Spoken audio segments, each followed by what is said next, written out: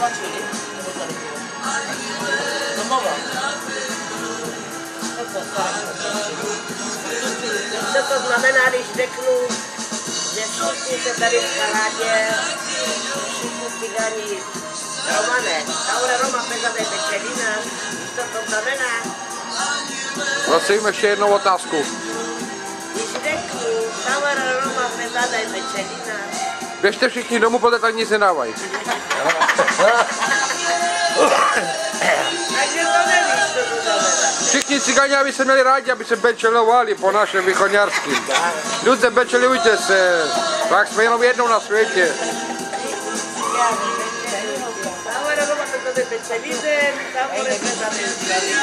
A tam je zbachtale a všechno dokola.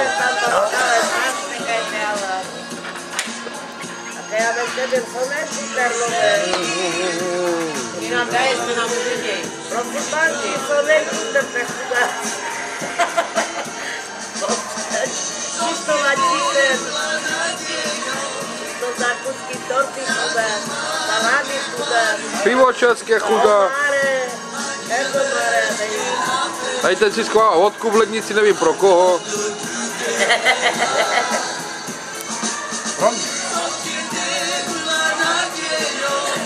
Baterka more, prdeli, baterka more. Ty nemáš baterky. Takhle se tady pije český pivo v Kanadě.